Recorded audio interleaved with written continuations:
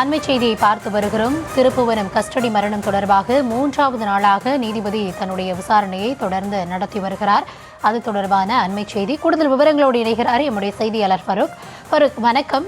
3வது நாளான இன்றைக்கு நீதிபதி எந்தெந்த இடங்கள்ல யார் யாரிடம் விசாரணையை மேற்கொண்டு வருகிறார்?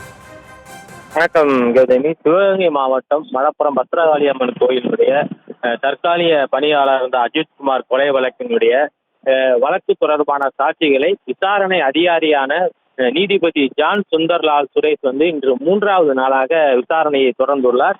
இதுல முதலாவதாக சிவகங்கை மாவட்டம் திருப்புவனத்தினுடைய அரசு மருத்துவமனையுடைய மருத்துவர் கார்த்திகேயன் அவரிடம் தற்போது விசாரணையை மேற்கொண்டு வருகிறார்.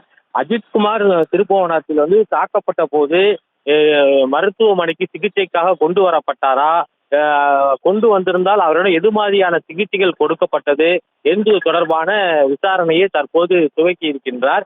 இந்நிலையில் அஜித்குமார் தொடர்பான கடந்த மாதம் 27ஆம் தேதி முதல் 29ஆம் தேதி வரை அஜித்குமாரை விசாரணை செய்த போது நேரில் பார்த்த சாட்சிகள் அஜித்குமார் உயிரிழப்பு தொடர்பாக நடைபெற்ற போராட்டத்தின் போது அஜித்குமார் குடும்பத்தினுடன் பேச்சுவார்த்தை நடத்திய பேரம் பேசியதாக சொல்லப்படக்கூடிய அந்த போலீஸ் அதிகாரிகள் சிலர் அவருடைய குடும்பத்தினர் பேரம் பேசியதாக சொல்லக்கூடியதை பார்த்தவர்கள், அதை வீடியோ பதிவுகளாக வைத்திருக்கக்கூடியவர்கள் யாரேனும் இருந்தால் விசாரணை அதிகாரியான நீதிபதி ஜான் சுந்தர்லால் சுரேஷிடம் நேரில் அதற்கான ஆதாரங்களை தரலாம் எனவும் அஜித்குமார் தரப்பு வழக்கறிஞர்கள் வேண்டுகோள் விடுத்திருக்கின்றார்கள். விவரங்களுக்கு நன்றி ஃபருக்.